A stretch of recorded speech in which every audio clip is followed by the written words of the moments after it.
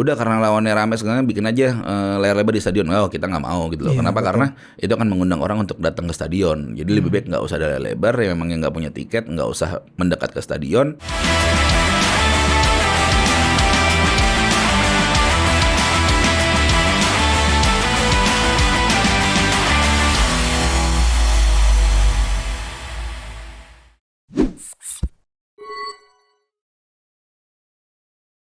Halo Skorer, jumpa lagi bersama saya Reza Setnan. Kali ini kembali lagi dalam konten Lirik Sepak Bola Indonesia. Oke, kali ini saya sudah kedatangan tamu lagi yang tentunya harusnya tidak asing lagi nih di kancah sepak bola nasional. Ada Bung Diki Sumarno, Ketua Umum The Jackmania. Apa kabar bro? Alhamdulillah baik. Ini dia. Tapi sebelum kita ngobrol-ngobrol, kita minum dulu nih bro. Oke. Adi, gue kebetulan udah mesen jus di GoFood gitu. Soalnya emang biar lebih praktis, enak pakai GoFood apa aja ada dari A sampai Z gitu. Makanan sehat juga ada gitu. Kalau minum silakan minum. Oke, gitu. cobain dulu ya. Iya. Gue nih apple grass. Apple grass. Oke. Kalau ini kayaknya honey lemon water. Biar lebih segar. Oke. Oke. Oke, kita akan langsung ngobrol, Bung Diki. Gue mau nanya dari sisi The Jackmania, pendapat soal hasil pramusim kemarin gimana? Ini bisa dibilang ya hasil pramusim terburuk lah. Ya kalah 4 kali. 5 kali lah. 5 kali sorry. Sama Sabah kan. Sama Sabah, ya betul. Uji coba, benar. Gimana The Jack melihatnya? Ya karena sebenarnya kalau dilihat dirasain sebel tuh pasti sebel lah ya. Cuma kan dari awal sebelum mulai pramusim juga kita udah ketemu sama Thomas Doll. Dalam hal ini pengurus pusat Jackmania udah ketemu sama Thomas Doll. Kita udah ngobrol sama dia. Dia udah menyampaikan apa yang dia inginkan di Persija.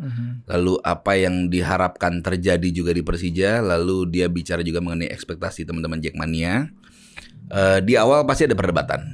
Di awal pasti ada perdebatan. Ada perdebatan dalam arti kata ya gimana pun juga ini Persija harus bla bla bla bla segala macam. Tapi ketika Thomas Doll sudah memberikan sesuatu yang gue rasa kalau kita ngobrol langsung sama Thomas Doll, kita kayak istilahnya bahasanya kesirep lah gitu loh.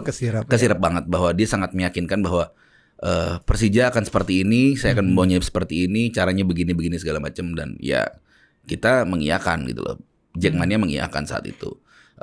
Ya memang hasilnya di lawan Sabah kita bisa lihat sedikit lah ya, memang ada perbaikan di permainan Persija, ada perbaikan di permainan Persija dibandingin musim lalu.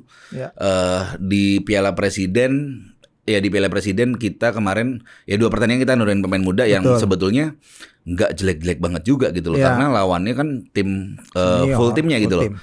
Barito full tim, lalu Rans juga full tim gitu loh. Tapi kita juga bisa memberikan perlawanan. Memang kita kalah 5-1 dari Rans, tapi seenggaknya memang udah waktunya Persija untuk mempersiapkan pemain muda untuk masa yang akan datang. Nah di pertandingan ketiga keempat lawan Borneo sama kemarin terakhir lawan Madura. Ya memang kita tanpa pemain asing kan.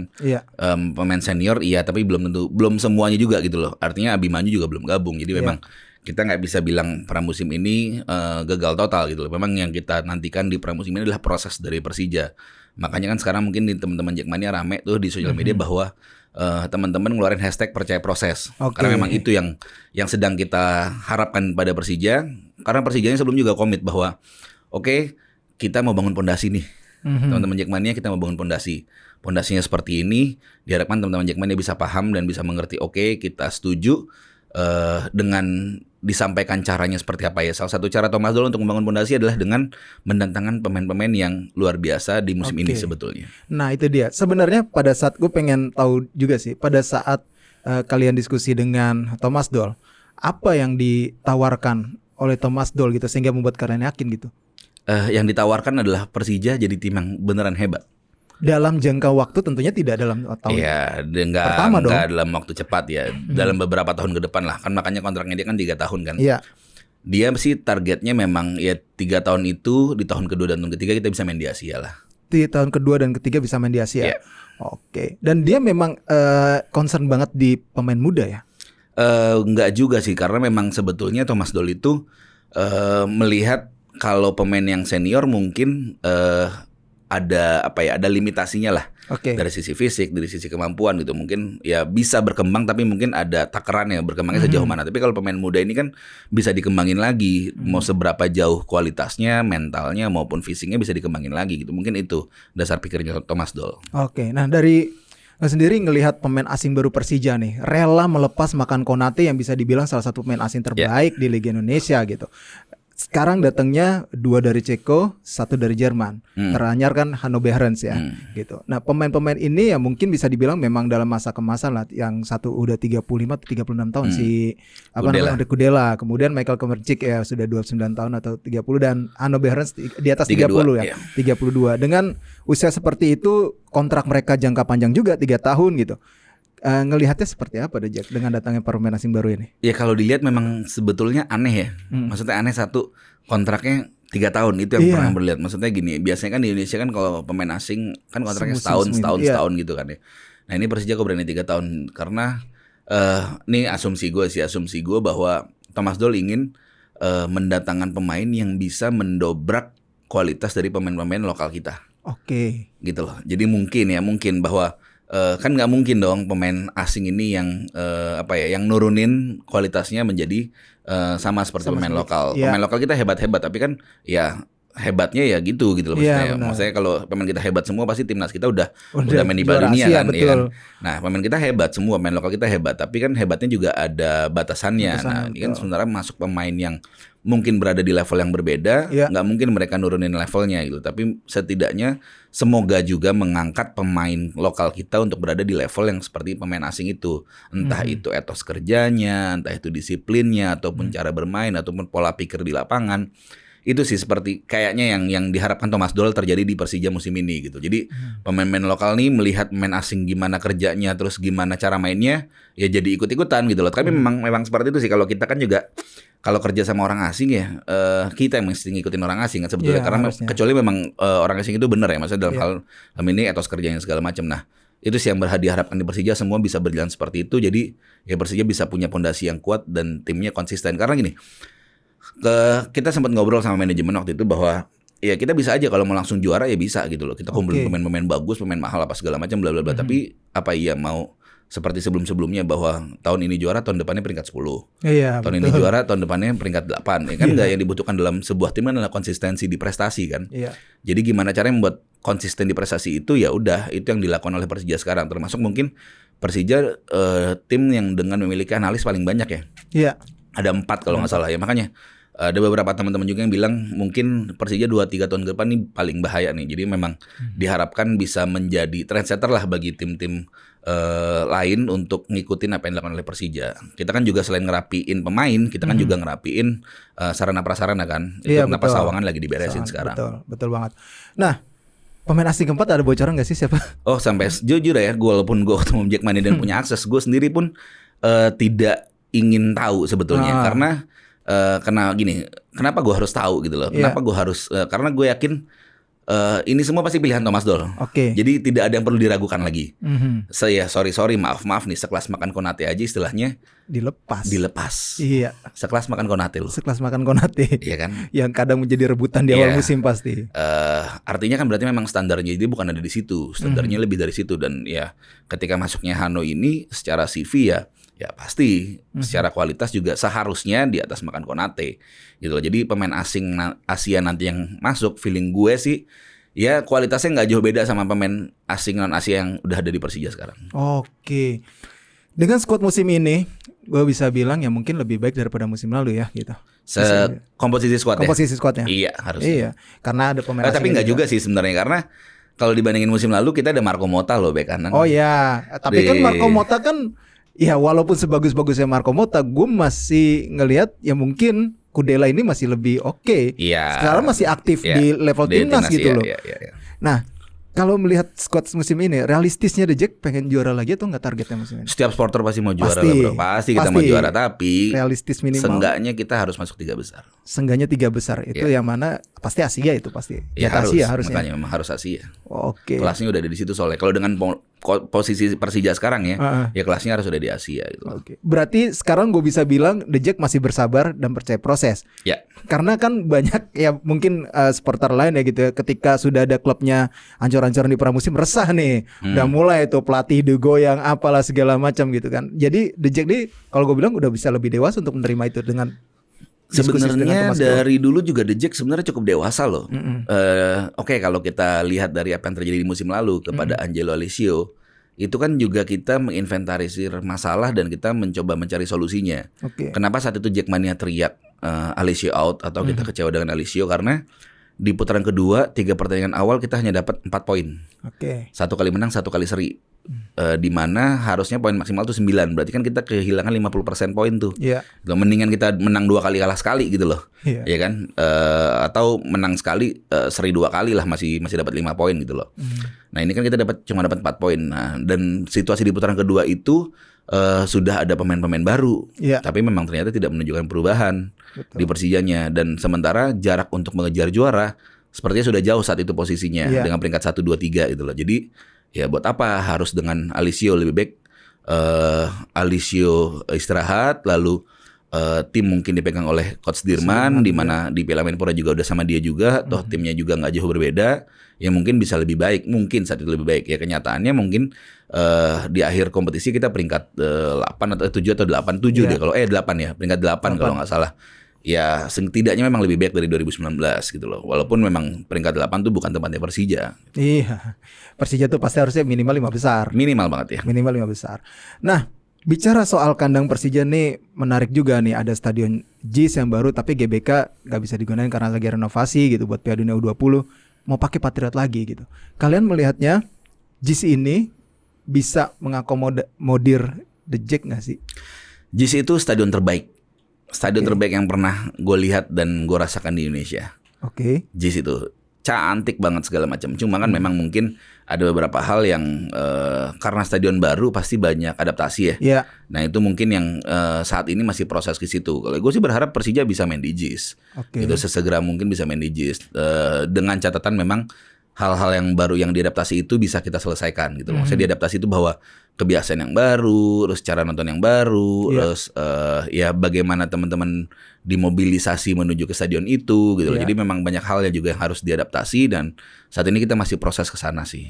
Kalau bicara JIS, gue kan udah kesana juga ya. Maksudnya secara akses nih agak sulit kalau misalnya seperti sekarang dengan masa yang begitu besar dari Jackmania, apalagi partai-partai besar gitu. Kalau misalkan nantinya ketemu Persib gitu, nggak mungkin kalau gue bilang untuk diselenggarakan di JIS, mendingan di Patriot lebih aman atau gimana? Kalau Patriot nggak muat pasti. Ya nggak muat, pasti. Nggak muat. Lebih baik gimana nih?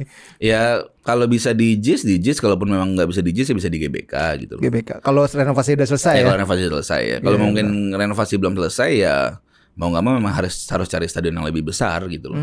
Di wilayah Jabodetabek ya mungkin saat ini Patriot, Pakansari dan Wibawa Mukti ya. Betul. Pilihannya itu aja sih gitu loh. Jadi ya di mana aja sebenarnya sama aja lah. Cuma terkait dengan JIS ini memang ya kita lagi mencoba untuk mencari cara agar teman-teman Jackmania itu bisa segera nonton di JIS gitu loh. Artinya memang bagaimana caranya kita nonton, terus pola transportasinya seperti apa dan pola mobilisasi massa seperti apa itu kita lagi pikirin sambil nunggu memang proses administrasi JIS yang belum selesai kan. Karena kan memang belum serah terima ya. Setahu gue sama cara ini belum serah terima, sementara nggak mungkin Persija nyewa kalau belum serah terima, itu kan nanti bisa jadi aneh kemana-mana tuh gitu. Jadi ya kita masih nunggu sih kalau untuk JIS.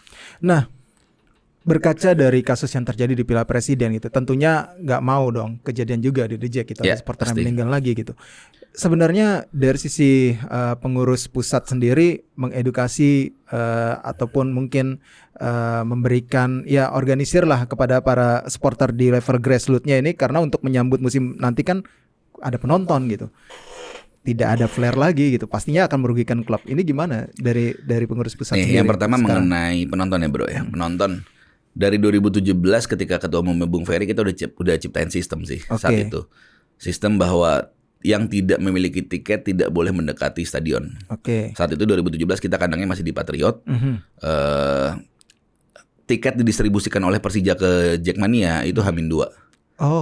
H-2 pertandingan. Jadi teman-teman Korwil sudah bisa mendistribusikan tiket ke anggota masing-masing. Jadi ketika hari H pertandingan kita udah sortir tuh di keluar pintu tol, di stasiun kereta api, di beberapa sudut akses yang masuk ke menuju Stadion Patriot kita udah sortir bahwa itu sama Korlap ya? Iya, sama Korlap, sama pihak kepolisian, sama Panpel juga gitu loh. Kita memang membuat sistem itu bahwa teman-teman yang atau rombongan yang tidak kedapatan memiliki tiket balik gitu loh.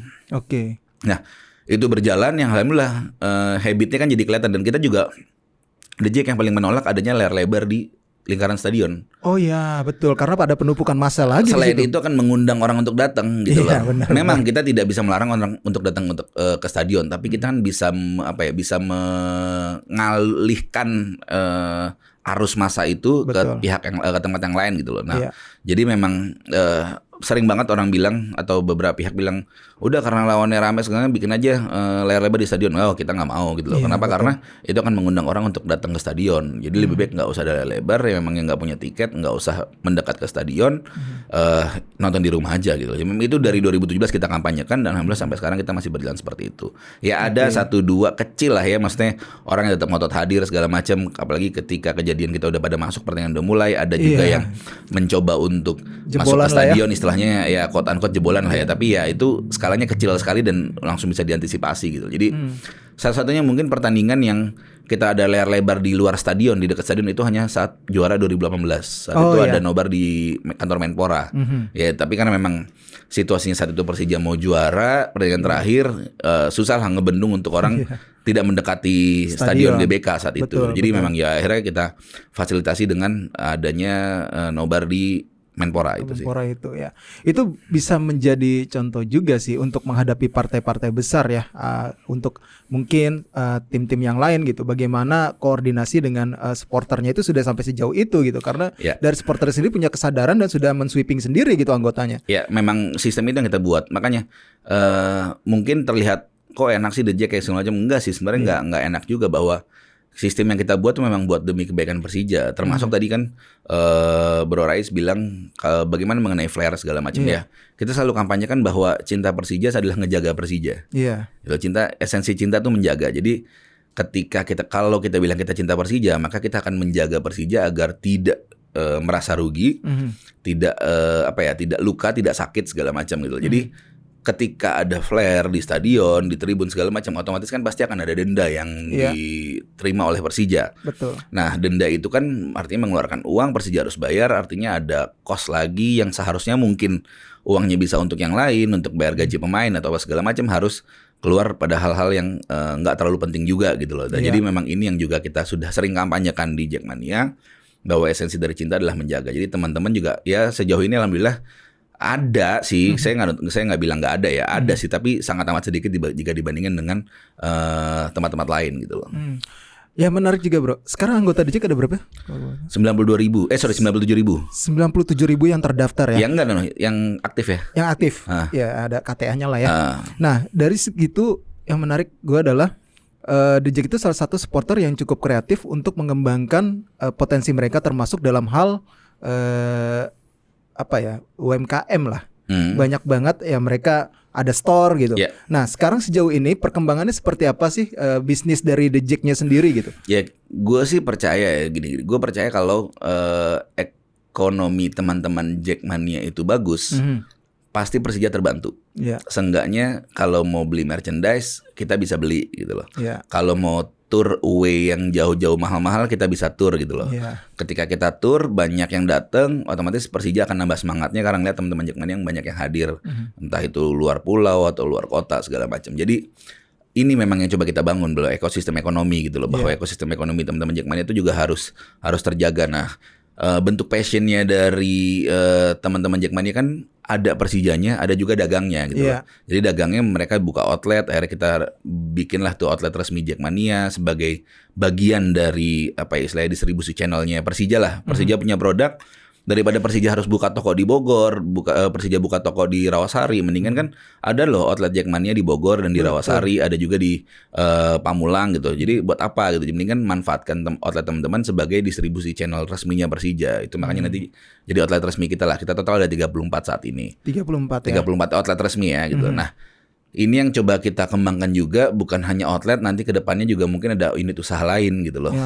Misalkan kayak ada warung gitu loh, ada warung kayak gitu yang itu menjadi tempat usahanya teman-teman Jackmania, jadi tempat kumpul segala macam, jadi kita jadi punya ruang lah, ruang diskusi, ruang silaturahmi gitu loh, yang memang berbasisnya Persija. Nah, semakin banyak nama Persija di wilayah, kan exposure Persija semakin berkembang ya, semakin bertambah ya, otomatis nanti orang akan lebih melihat Persija dan itu pasti akan bagus buat Persijanya. Jadi memang apa yang kita lakukan, pembentukan dan pembangunan ekosistem ekonomi di Jackmania ini muaranya nanti adalah ke Persija. Nah itu tuh yang bisa menjadi ini juga ya, input masukan yang bagus juga sih buat ekosistem sepak bola Indonesia gitu. Bagaimana koordinasi antara supporter dengan klub itu dalam membangun bisnis untuk supporternya juga tidak hanya ya gue dalam tanda kutip tidak hanya dalam tanda kutip ya memeras supporter ibaratnya kan gitu dengan beli tiket doang gitu, tapi tidak ada ibaratnya ya mungkin CSR-nya klub lah untuk membantu supporter itu lebih berkembang ya, nantinya malah justru akan lebih bagus juga untuk industrinya si klub ya. Ya sebenarnya sih bantuan yang diberikan Persija tuh bukan bantuan langsung ya, atau bukan sifatnya pembinaan lah ya, tapi lebih ke arah bahwa Oke, yang dibutuhkan Persija saat ini adalah seperti ini. Kita Persija butuh uang, tapi Persija lebih butuh exposure-nya naik. Kenapa? Karena ada tujuan ini segala macam. Nah, itu yang coba kita bantu gitu loh. Jadi kita saling diskusi sama Persija bahwa Persija butuh apa, Persija mau apa, Persija kurangnya apa segala macam. Ya udah, The Jack bisa bantu apa? Dik, bisa nggak The Jack bantu ini segala macam? Coba kita lihat ya segala macam. Jadi selama memang tujuannya untuk Persija, kita pasti sikat sih. Ya itu dia tuh. Iya sih memang supporter gitu ya. Kalau untuk klubnya malah lebih mati-matian bakal bisa dibela. Jadi memang kita nge-create sesuatunya tuh memang tetap kita nggak bikin sendiri, tapi kita memang diskusi dulu sama Persija. Jadi misalkan mau bikin warung ini, Persija kita mau bikin warung nih segala macam, Jackmania di setiap Korwil.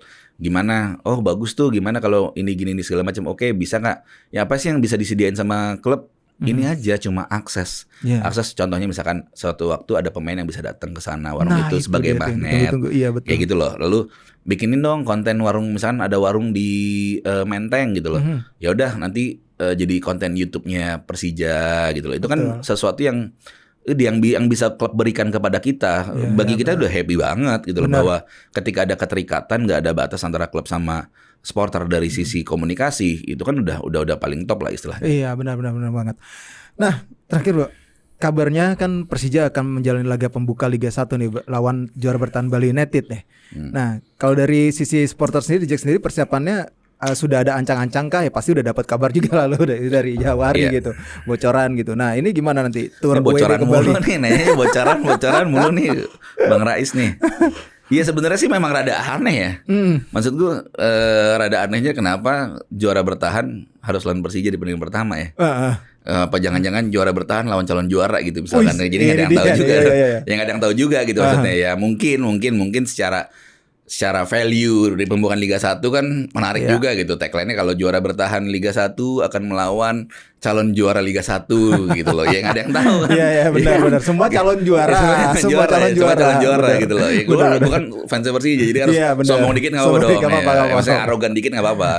Selama pasti gitu loh. Nah, ya jadi ya teman-teman juga kaget sih gitu loh, kaget dengan jadwal udah keluar draftnya tanggal sekian kita main pertama Bali United lawan Persija.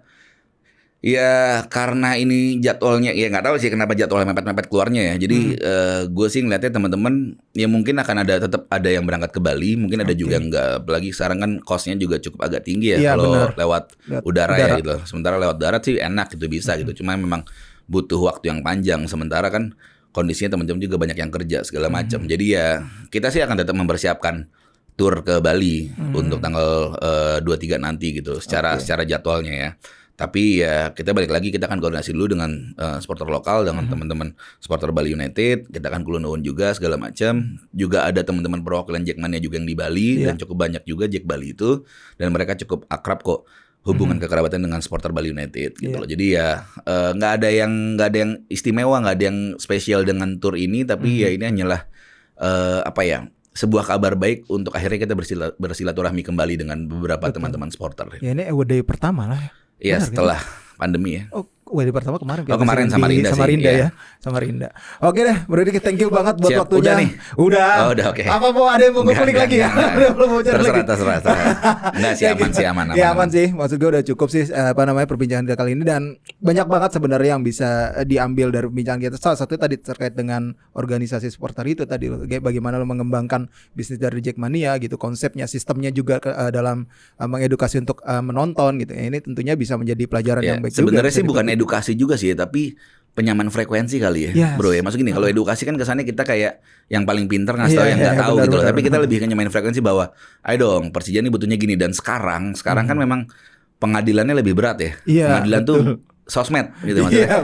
Diadilin di sosmed tuh paling gak enak gitu. Jadi ketika kita ada salah dikit segala macam, diadilin tuh bisa-bisa. Jadi dan itu sangat mengganggu secara psikis tuh, pasti mengganggu lah. Maksudnya kadang kita nggak salah aja kita lihat sosmed segala macam, jadinya secara psikis kita terganggu, jadi nggak enak kerjaan, nggak enak mood segala macam gitu. Nah, apalagi nanti kita bikin salah gitu. Nah, gue sih memang berusaha bisa mungkin biar Jackmania tidak melakukan kesalahan gitu.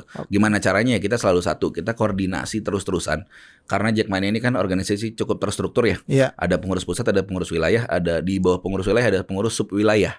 Jadi memang ya, kalau ajaran Bung Ferry itu adalah lingkaran besar, lingkaran kecil, lingkaran kecil. Jadi berangkat dari lingkaran kecil, kita baru beresin lingkaran yang besar gitu loh. Dan kita selalu kita selalu memahami bahwa teman-teman anggota itu yang mereka butuhkan hanyalah melampiaskan energi untuk mendukung Persija.